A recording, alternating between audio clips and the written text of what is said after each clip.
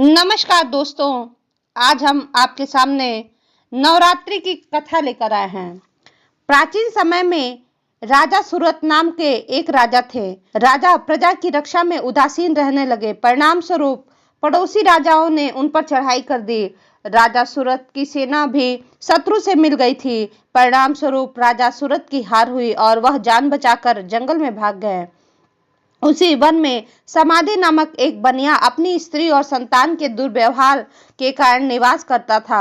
उसी वन में बनिया समाधि और राजा सुरथ की भेंट हुई। दोनों का परस्पर परिचय हुआ।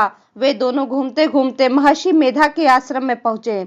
महर्षि मेधा ने उन दोनों के आने का कारण पूछा तो वे दोनों बोले, हम अपने सगे संबंधियों द्वारा अपमानित और तिरस्कृत होने पर भी हमारे हृदय में उनका मोह बना हुआ है, इसका क्या कारण है?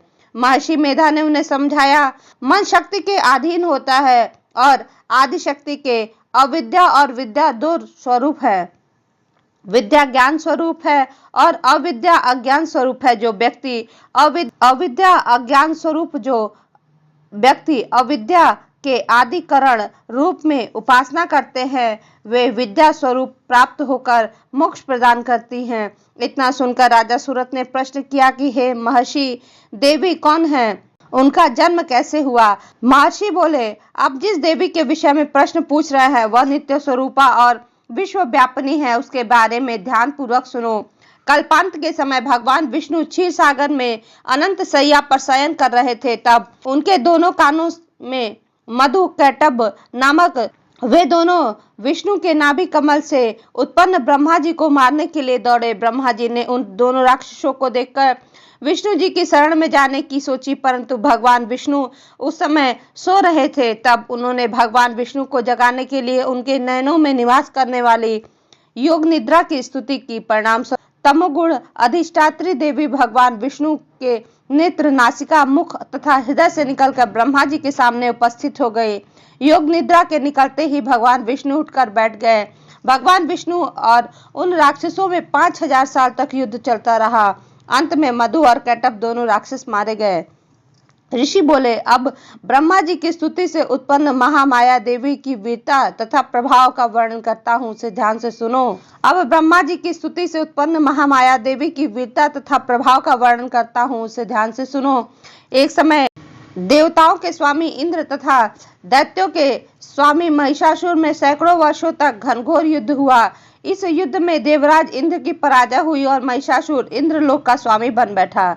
अब देवतागण ब्रह्मा के नेतृत्व में भगवान विष्णु और भगवान शंकर की शरण में गए। देवताओं की बातें सुनकर भगवान विष्णु और भगवान शंकर क्रोधित हुए और भगवान विष्णु के मुख तथा ब्रह्मा जी और शिव जी तथा इंद्र आदि के शरीर से एक तेजपुंज निकला, जिसने समस्त दिशाएं जलने लगी। अंत में यही तेजपुंज एक देवी के रूप में परिवर्तित हो गया। देवी ने सभी देवताओं से आयुध और शक्ति प्राप्त करके उच्च स्वर में अट्टहास किया, जिससे तीनों लोकों में हलचल मच गई।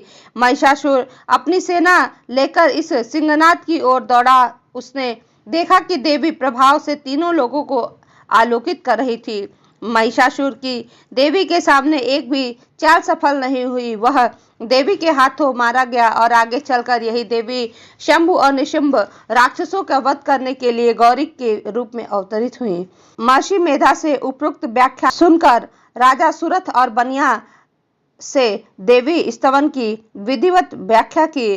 राजा और वाणिक नदी पर जाकर देवी की तपस्या करने लगे। 3 वर्ष तक घोर तपस्या करने के बाद देवी ने प्रकट होकर उन्हें आशीर्वाद दिया। इससे बनिया संसार के मोह से मुक्त होकर आत्मचिंतन में लग गया और राजा सुरथ ने शत्रुओं पर आक्रमण करके विजय प्राप्त की और अगले जन्म में वैवस्वत मनु के रूप में जन्म लिया और अपने वैभव को प्राप्त किया। धन्यवाद दोस्तों।